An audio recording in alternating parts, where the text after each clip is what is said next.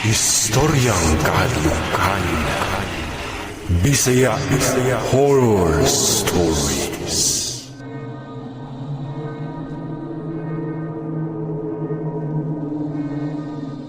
Sa dihang bata pa ta, parte gyunas ato ang kinabuhi ang paglingaw-lingaw, pagkiat ug paglaag-laag bisan asa. Mao nga ko ang i-share diri sa inyo ha, nga dili tanang laag nindot kay naiuban didto nimo musugatan ang katingalahan, kahibulungan ug ang kahadlukan. Ako day si Jomer, 29 anyos na ko karon. Ug kining akong i-share sa inyo ha, istoryang kahadlukan, ang akong experience dihang may bakasyon ko sa lugar kung asa nagdako ang ako ang mama. Permero pa to na kong bakasyon sa laing lugar ug permero pasad kini na akong sakay og barko. Paingon di ay miato sa Leyte kay taga didto man ako ang mama. Dili na lang ako isulti kung asa ug unsa gyud ang saktong detalye sa panghitabo aron sa seguridad sa lugar ug sa maong dapit.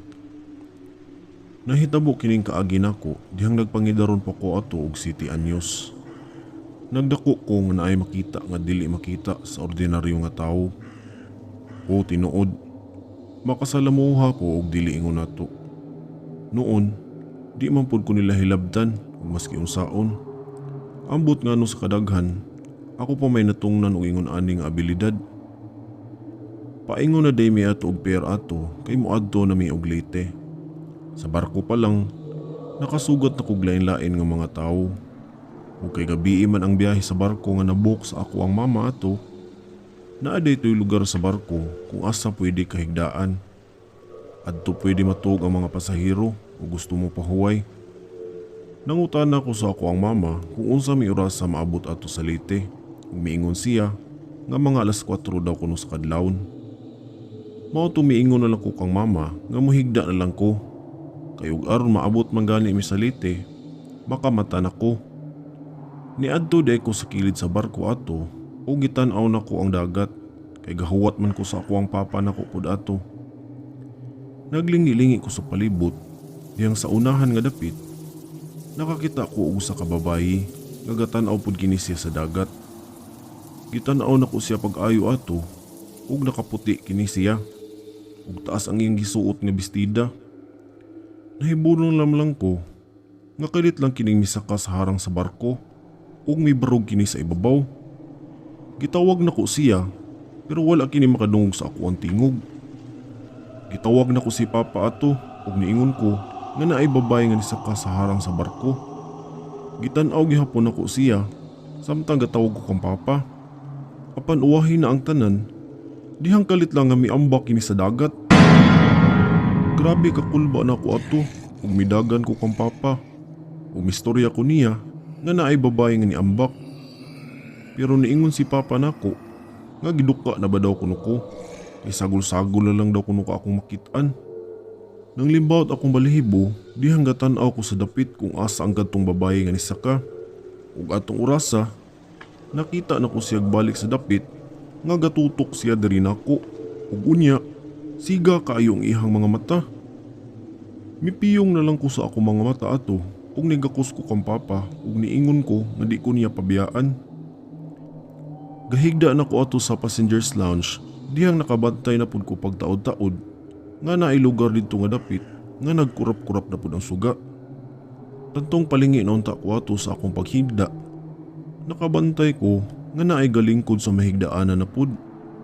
Gaduko kini nga babayi ug gatan-aw na ako ug sa akong nakita gahilak kini siya. Nagtan-aw ko sa maong babayi ug kalit lang nga mibarog kini ug dayon dagan sa kilid sa barko ug misakan sad kini. Nya dayon miambak na pud kini sa kilid. Pareha siya og senaryo kadtong babae nga akong nakita pud pagkaganiha. Di ba kaha ang katong babae ug katong babae nga akong nakita ganiha? Usara sila? Igakos na lang ko sa ako ang papa ug niingon ko nga nahadlo ko kay nagpaong-paong ang suga sa unahan. Miingon na gyud si papa nga matuog na lagi gyud daw kuno ko kay nadaot na tingali akong pananaw. Wa man kuno'y gasiga paong kuno nga suga. Wa ko kay balo kung anong gipakitaan ko og maingon ato sa barko. Di ba kaha nga mga kalag na sila nga wala mahimutang? Wa pasad ko'y hunahuna kaayo ato na time, pero wala jud ko kasabot kung anong sa time nga nang laag mi. Milargan ang barko ato ug naka-feel yun ko kay nitingog naman ang makina niini ug saba pud kaayo. Tunga-tunga na to sa among pagbiyahe. Nakamata ko ato ug nakabantay ko nga silang mama ug ang ubang mga pasahero nangatulog na. Nanghuyab pa ko ato kay abi na kog duol kaayo mi. Miingon pa ko kang papa nga, hapit na ta maabot papa? Hapit na, paghuwat lang. Misiga ako mata ug nahibulong ko nga di man gyud tingog ni papa ang mitubag. Kinsa man kaha to? Mibangon ko ug nitan-aw ko sa palibot. Natuog man silang papa ato. Sa akong kahadlok, misuksok ko sa ilokan ni papa ug migakos kog pag-ayo. Nakamata si papa ug nangutana siya ug naunsa daw ko. Niana ko nga, "Pa, dugay pa ta?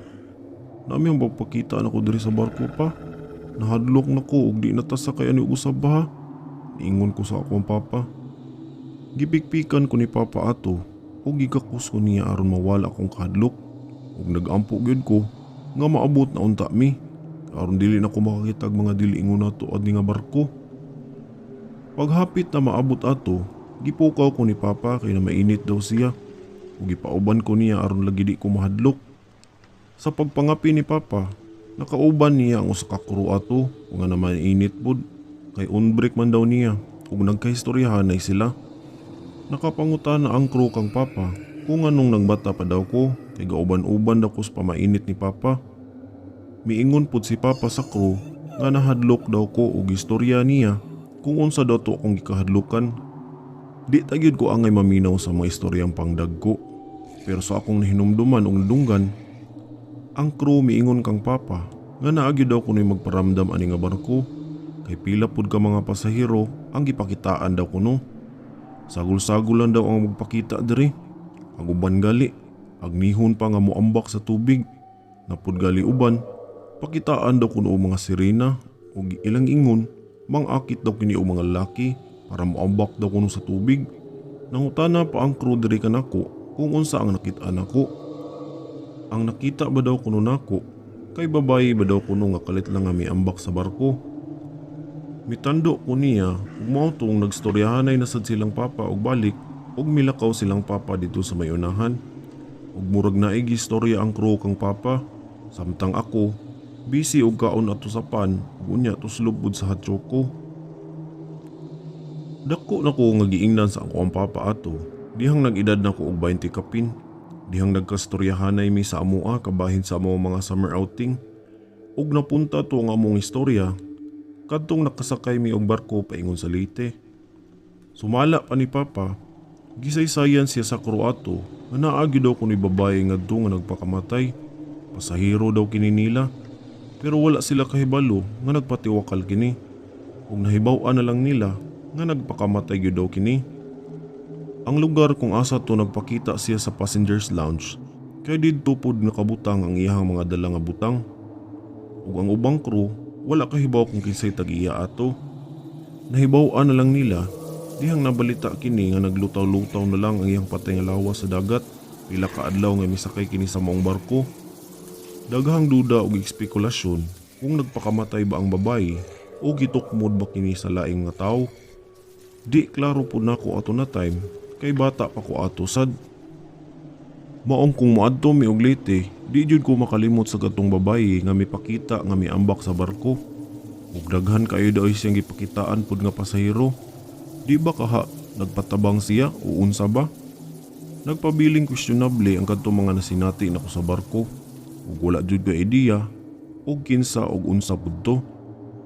Sa sunod nga akong i-share, kadtong mismo nga istara namo sa Leyte nga naapod kayo na encounter didto nga nakaduwa nako. Ug diri na lang kutob ang akong summer encounter nga horror story. More stories to come pa, istoryang kahadlukan. Ug unta, sa sunod na akong padala, maapil gihapon sa inyong history ang usapan akong ipadala. Daghang salamat ug padayon lang kitang mga Bisaya.